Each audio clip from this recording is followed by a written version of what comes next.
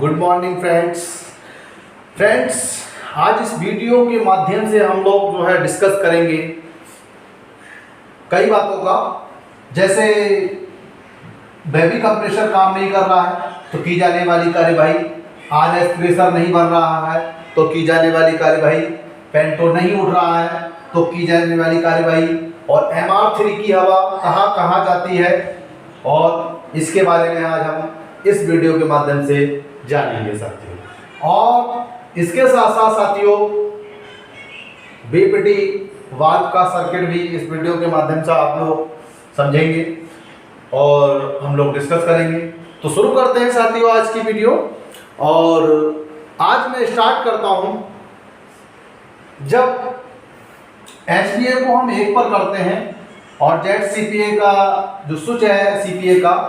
उसको हम 1 पर करते हैं तो हमारा बेबी कंप्रेसर चल जाना चाहिए। लेकिन बेबी कंप्रेसर जब हमारा नहीं चलता है तो हम क्या क्या चीज़ें चेक करते हैं, आइए इस वीडियो में हम डिस्कस करते हैं इस चीज़ का। तो बेबी कंप्रेसर जब हमारा काम नहीं करेगा तो सबसे पहले साथियों हम बैटरी का वोल्टेज चेक कर लेंगे कि 90 वोल्ट से अधिक होना चाहिए बैटरी का वोल्टेज, और HPA को भी चेक कर लेंगे 1 पर है नहीं है, ZCPA को भी देख लेंगे 1 पर है नहीं है। और अभी भी बेबी कंप्रेसर अगर हमारा नहीं चल रहा है साथियों तो ये CCBA फ्यूज को भी देख लेंगे हम, क्योंकि CCBA फ्यूज भी अगर ढीला होगा या मेल्ट होगा तो बेबी कंप्रेसर हमारा नहीं चलेगा। अब इसको देखने के बाद साथियों इसके जो वायर आ रहे हैं, नेगेटिव और पॉजिटिव वायर आ रहे हैं, उनको भी एक बार चेक कर लेते हैं। हो सकता है नेगेटिव वायर टूट गया हो या कट गया हो, तो इसको शॉर्ट सर्किट करने के लिए बोला जाता है,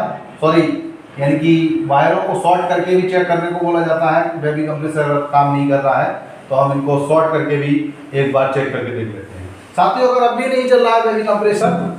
तो हो सकता है बेबी कंप्रेसर ही हमारा जाम हो। तो इसके लिए साथियों हम जैसे ही ZCPA को 1 पर करते हैं तो उधर जो वोल्ट मीटर में वोल्टेज देखते हैं, उसकी जो अगर सुई फ्लक्चुएट कर रही है यानी कि थोड़ी चल रही है, डाउन हो रही है या 90 वोल्ट से, तो इसका मतलब कि बेबी कंप्रेसर हमारा जो है जाम है साथियों। अब हमारा बेबी कंप्रेसर तो काम कर रहा है लेकिन RS का प्रेशर नहीं बन रहा है, तब हम क्या क्या कार्रवाई कर सकते हैं साथियों। बेबी कंप्रेसर काम नहीं कर रहा, बेबी कंप्रेसर काम कर रहा है, RS का प्रेशर नहीं बन रहा है, तो साथियों RS का प्रेशर कहाँ कहाँ जाता है सबसे पहले हम ये इसके माध्यम से डिस्कस करेंगे, और उसके बाद हम क्या क्या कार्रवाई कर सकते हैं RS का प्रेशर ना बनने पर। तो साथियों ये CPA है बेबी कंप्रेसर, इससे जाने वाला प्रेशर इसके SS2 जो सेफ्टी वाल्व है, हो सकता है बिलो कंडीशन में स्टक कर गया हो तो यहाँ से भी RS का प्रेशर हमारा नहीं बनेगा। NRB को तब तक आगे देख लेंगे, थोड़ा NRB से भी हो सकता है स्टक हो, और आगे देखेंगे कि इसका एक RS गेज लगा रहता है, उसमें प्रेशर नहीं जा रहा हो, RAL कॉक को भी खोल के देख लेंगे, RAL कॉक का खुला होना देखेंगे। साथ में ये RS ड्रम है जिसमें RS का प्रेशर स्टोर होता है, इसका ड्रेन कॉक खुला होगा तो भी RS का प्रेशर नहीं बनेगा, तो इसके ड्रेन कॉक को भी हम देख लेंगे। इसके साथ साथ साथियों ये RS का प्रेशर ये इधर और इधर ये NRB तक, तो इस तरह से ये RS का प्रेशर IDJ एक DJ का ही एक ड्रम होता है, इसमें स्टोर रहता है RS का प्रेशर जो कि DJ के लिए जा रहा है। क्योंकि DJ हमारा जो है इलेक्ट्रोन्यूमेटिकल कंडक्टर है तो उसको प्रेशर जा रहा है RS का, तो ये भी RS का एक ड्रेन लगा रहता है। जहाँ जहाँ ये ड्रम स्टोर करने वाले होंगे वहाँ सभी जगह ड्रेन कॉक लगे होंगे, उन ड्रेन कॉक को हम देखेंगे। IDJ के ड्रेन कॉक का खुला होना भी अगर होगा तो वहां से भी RS का प्रेशर नहीं बनेगा साथियों। और साथियों इसके बाद ये प्रेशर हमारा BB बॉक्स को जा रहा है, हो सकता है इस BB बॉक्स से भी लीकेज हो इसलिए RS का प्रेशर नहीं बन रहा हो। जहाँ पर हम BB बॉक्स जहाँ लोगों को ग्राउंड करते हैं, न्यूमेटिकली इसकी सप्लाई काटते हैं, तो वहाँ भी जाकर देख लेंगे कहीं लीकेज तो नहीं है, कहीं यहाँ पर इसका हैंडल अगर पीछे तो नहीं फंसा हुआ है तो इसको थोड़ा सा देख लेंगे हिलाकर। साथ में साथियों BB बॉक्स से भी अगर लीकेज नहीं है तो हो सकता है हमारा NRB ये खराब हो, काम नहीं कर रहा हो, और RS का प्रेशर वापस जाकर R1 के कॉक के खुले होने पर ये वापस ये CR या AR को या STC1 STC2 को EP1 EP2 के कटआउट को खुले होने के कारण इधर उधर जा रहा हो, इसीलिए RS का प्रेशर नहीं बन रहा हो। तो एक बार हम R1 कॉक को भी साथियों बंद करके देखेंगे कि RS का प्रेशर बन रहा है या नहीं बन रहा है। अब मान लीजिए साथियों कंडीशन ये आ गई, ये सारी चीजें हमने देख ली और RS का प्रेशर फिर भी नहीं बन रहा है, तो हम क्या करेंगे साथियों, एक बार RAL कॉक को बंद करके देख लेंगे। RAL कॉक जब बंद करेंगे तो RS ड्रम को जाने वाला प्रेशर यानी कि रुक जाएगा और RS pressure side R1 Kock को बंद करके देख लिया। आप देखेंगे तो साथियों शायद RS प्रेशर आपका बन जाएगा। अब सवाल ये उठता है साथियों, RAL कॉक को हमने यहाँ बंद कर दिया, RS गेज में प्रेशर नहीं दिखाएगा, तो हम कैसे जाने कि RS का प्रेशर हमारा बन रहा है और पूरा हो गया है,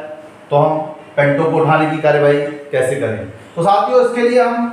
ये SS इसका सेफ्टी वाल्व लगा है बेबी कंप्रेसर के पास में, अगर ये विरो करने लगे तो समझ जाना चाहिए साथियों हमारा RS का प्रेशर बन गया है, यानी कि पेंटो उठाने की हमारी कार्यवाही हो जानी चाहिए। तो इस तरह से RS का प्रेशर ना बनने पर की जाने वाली कार्यवाही, बेबी कंप्रेसर ना चलने पर की जाने वाली कार्यवाही,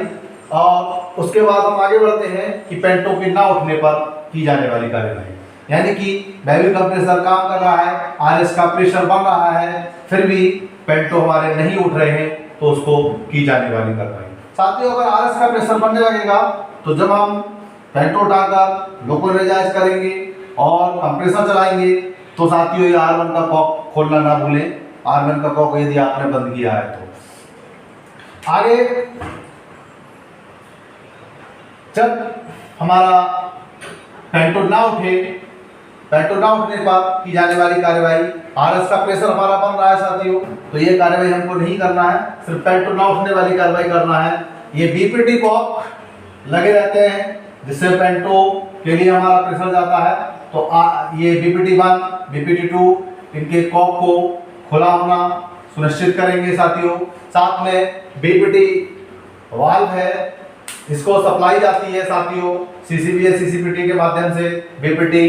की जो कॉइल है, वाल्व की कॉइल है, वो एनर्जाइज होती है, तो एक बार इनको भी हम CCBA CCPT फीजों को पेंटो ना उठने पर चेक कर लेते हैं कि कहीं ये ढीले या मैट तो नहीं है, और हो सकता है BPT वाल्व की कॉइल ही एनर्जाइज नहीं हो रही हो। साथियों इस वीडियो के अंत में हम ये भी BPT वाल्व सर्किट को भी थोड़ा समझेंगे, कब कब कौन सा पेंटो नंबर उठता है और कब कब कौन सी BPT1 BPT2 कॉइल एनर्जाइज होती है। तो इस तरह से हम यहाँ पर देख लेंगे कि BPT1 BPT2 कॉइल एनर्जाइज है, लेकिन हो सकता है स्टक हो किसी तरह से, तो इनको थोड़ा थपथपा देंगे। BPT वाल्व के लिए भी हो सकता है यहाँ से प्रेशर हमारा रुक रहा हो। तो आगे देखेंगे थ्रॉटल वाल्व, थ्रॉटल वाल्व को भी साथियों एक बार देख लेंगे थपथपा के, हो सकता है कि हमारा प्रेशर आगे नहीं जा रहा हो, और थ्रॉटल वाल्व से हमारा प्रेशर चला जाएगा साथियों, तो सर्वो मोटर के लिए प्रेशर जाकर हमारे पेंटो उठ जाना चाहिए। तो ये कार्यवाही है साथियों कि BPT कॉक का खुला होना, BPT वाल्व को थपथपा के देखना, थ्रॉटल वाल्व को थपथपा के देखना, हो सकता है BPT वाल्व की कॉइल एनर्जाइज नहीं हो रही हो, तो CCBA CCPT फ्यूज को भी एक बार हम चेक कर लेते हैं कि फ्यूज को जाकर पेंटो ना उठने का। अब साथियों इसके साथ हम देखते हैं जब हमारा पेंटो उठ जाएगा और कंप्रेसर चल जाएंगे तो MR3 की हवा कहाँ जाती है, इस के माध्यम से। MR3 की हवा एक ऑक्सिलरी रिजर्वायर या कंट्रोल रिजर्वायर जिसको बोल सकते हैं, ये कंट्रोल रिजर्वायर के लिए जाती है, और कंट्रोल रिजर्वायर में जो है प्रेशर इसका स्टोर होता है। साथ ही साथ ये SMGR जो प्रेशर गेज में दिखाता है उस SMGR के सिस्टम के लिए जाती है, और EP1 और EP2 कटआउट को खुले होने पर ये STC1 EP1 की हवा STC1 को जाती है, EP2 की हवा STC2 को जाती है, और STC1 में जाकर ये J1 या CTF12 के लिए, और इसी तरह से J2 CTF3 के लिए ये EP2 कॉक के कटआउट को खुले होने पर जाती है, और R1 कॉक के खुले होने पर ये RS का प्रेशर जो है बेबी कंप्रेसर बंद होने के बाद RS के प्रेशर को ये मेंटेन रखती है। और इस तरह से MR3 से ही साथियों ये RS का पूरा DJ होल्ड DJ क्लोज बना रहना, RS का प्रेशर पूरा होने पर पेंटो उठा रहना, ये सारे कार्य MR3 की हवा से ही होते हैं जब बेबी कंप्रेसर हमारा बंद कर दिया जाता है लोकल एनर्जाइज होने के बाद। तो साथियों ये न्यूमेटिकल कंट्रोल सर्किट से संबंधित रहा। अब मैं इसी में आप लोगों के लिए आगे जोड़ता हूं कि एक छोटा सा बीपीटी कॉइल सर्किट को हम यहाँ पर जोड़ेंगे और सीखेंगे कि बीपीटी कॉइल किस तरह से एनर्जाइज होती है और मल्टीपल पावर के लिए भी किस तरह से एनर्जाइज बनाए रखती हैं बीपीटी कॉइल। तो देखते हैं साथियों दोनों में हम यहाँ पर तो चलते हैं। एक छोटा सा वीडियो हम यहाँ पर बनाएंगे और छोटा सा सर्किट यहाँ बनाएंगे और उस सर्किट के माध्यम से जानेंगे कब कब बीपीटी 1 कॉइल एनर्जाइज होगी और पेंटो 1 को उठाएगी और कब कब बीपीटी 2 की कॉइल एनर्जाइज होगी जो कि पेंटो 2 को उठाएगी। ठीक है, तो इससे संबंधित मैं आगे थोड़ा सा छोटा सा वीडियो छोटा सा सर्किट आप लोगों को बना के दिखा देता हूँ। तो ये हमारी सप्लाई सीसीपीटी के माध्यम से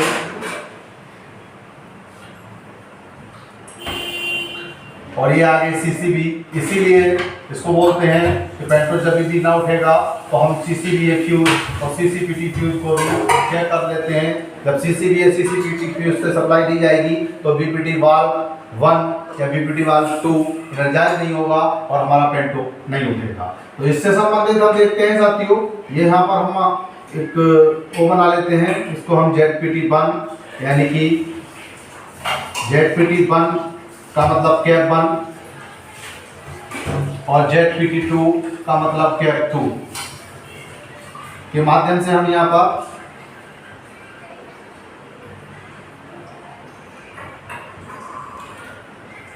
ये 1 मान लेते हैं, इसे हम 2 मान लेते हैं। पोजीशन ये ZPT की